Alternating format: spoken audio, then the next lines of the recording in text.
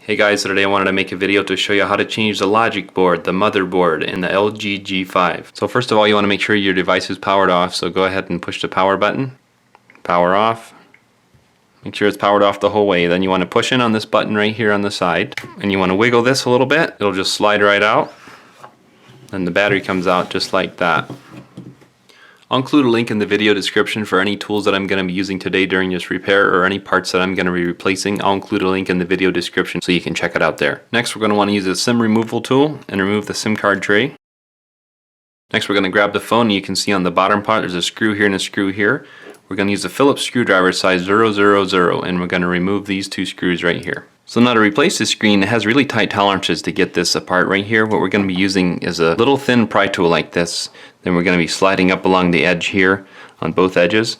And what I've found, you can either use a suction tool like this if you have a small one. They're cheaper. And what you can do is stick it down and apply a little pressure upwards as you're doing it. But what I really like is this suction cup tool here. It's relatively inexpensive and it makes the job a whole lot easier. What you can do with this tool is you just set it on like this, press it down, then you squeeze the handles apart like this, and what it does is it starts putting a little upward pressure here. As you can see, it's starting to separate right here a little. Then what we do is just slide this along carefully up through here. It's kind of hard to show it, but basically you want to try to put a little pressure just carefully and then slide this up along through here. So what I would recommend is if you get this end started right here, if you get a little bit of slack here, you can slip a guitar pick or something thin in here just to keep it from going back down. And then we're going to start working down this side right here. I apologize that it's so hard to show this, but basically we're going to just be using this and sliding up along through here at the same time while we're putting pressure upwards on this screen, just carefully. So now that this side is starting to separate more, I would recommend getting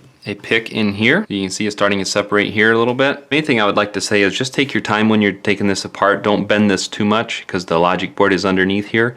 Just don't bend it too hard when you're taking it up like this. Just kind of work your way up. It's really tight on the tolerances on this. Then we'll just keep working our way up. And as you get a little room here, this guitar pick will fall out and you just want to slide it up a little bit more. Then when we get quite close, you got both of the picks out.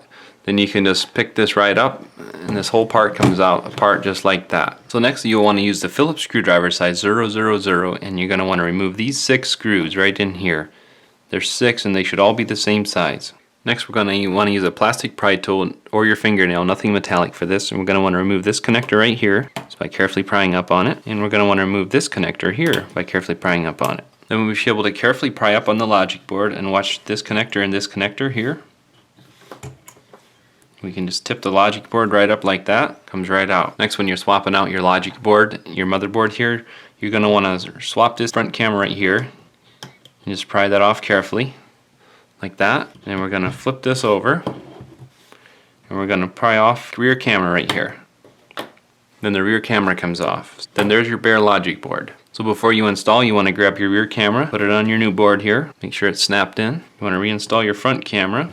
Make sure that's pressed down in and you're all set to reinstall. To reinstall the logic board, just grab it, set it down in here. Watch these two connectors, the one for the rear camera and the one for the screen.